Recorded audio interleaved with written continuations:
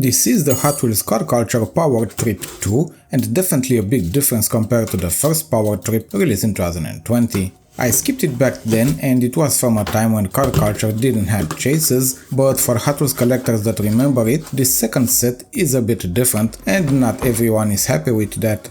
Unfortunately, my case does not have a chase, which is the 1992 BMW M3 in gold, not black as you're used to, because it's the 10-year anniversary of car culture.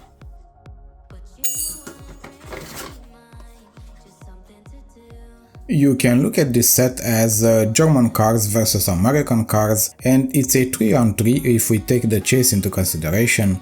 BMW M3 is a very popular model, no matter the year of release, and Hot Wheels also loved this casting, and you will see moving forward that Fast and Furious has a huge connection with most of these castings. This M3 was released in 2021 in the Euro Fast, and it was designed by Mark Jones. I do have that variation in my own Hot Wheels collection and it's a great one. I do like it more than this green, but don't worry, in case you have missed that one, it was released again in 2023 and 2024, so probably not that hard to find or that expensive. There are already a few color variations in Premium Series and an exclusive Mexico convention released 4 years ago. If you are a diecast collector that enjoys this M3 in the stock colors, then search for it in the single pack series, otherwise, with graphics and liveries, you will find it in collector's sets, Team Transport or the previously mentioned Mexico convention. I like the white variation more, but this green is also cool.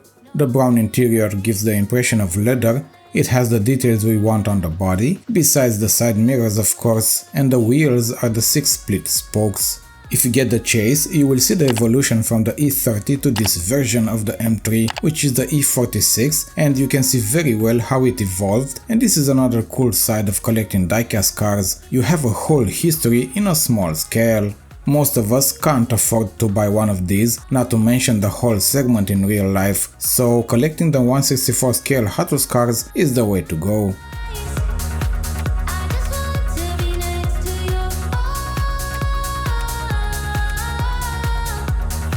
The name of the set definitely takes my mind to American cars, raw, power, loud and big, and this F-150 Lightning is just that.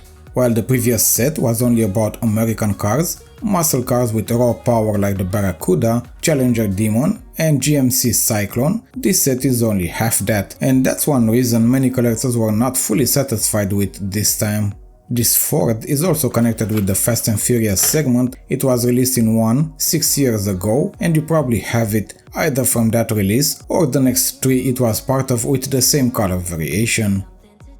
This is an upgraded version with more performance, but even so, I don't know for how many collectors this can be exciting. I'm not a huge fan of it, so maybe I don't see it with the right eyes. The mainline segment also has a variation created by Ryo Asada and they look very similar, only a few small differences, not very visible to someone who is not familiar with the model. It looks great, all black color, black rims, black interior, door handles, and it has the side mirrors. It's a fun casting, not for me, not for my collection, but I can definitely understand why other Hot Wheels collectors enjoy it.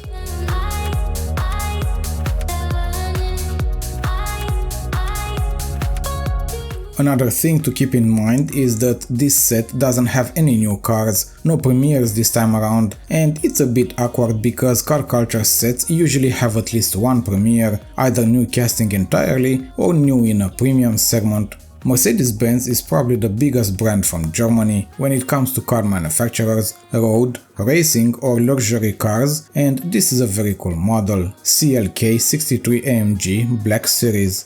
This is one of the 2 cars not connected to a Fast and Furious segment. It was released last year in Boulevard, designed by Ronald Wang, and he has done a great job on it.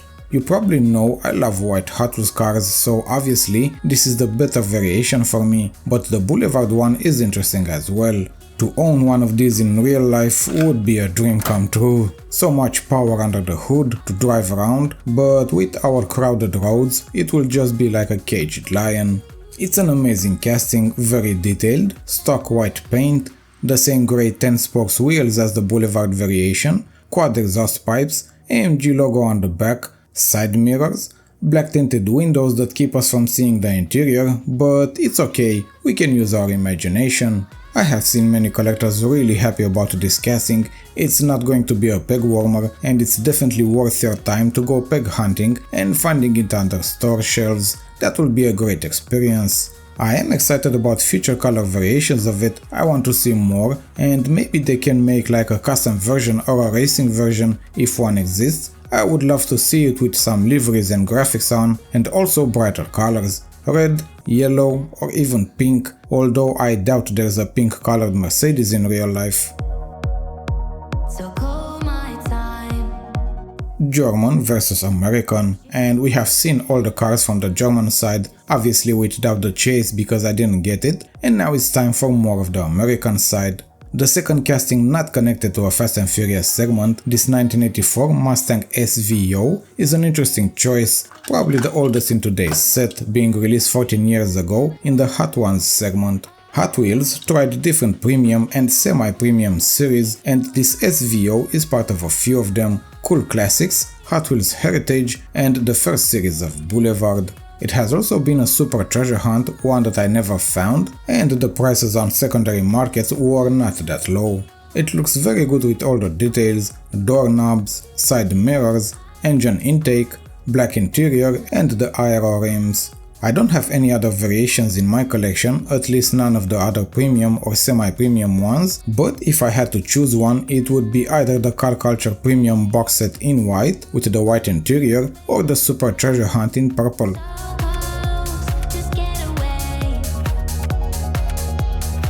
The first set had two trucks SUVs, this also has two of them, also an American power-hungry car, and the last one that has a connection with the Fast and Furious segment.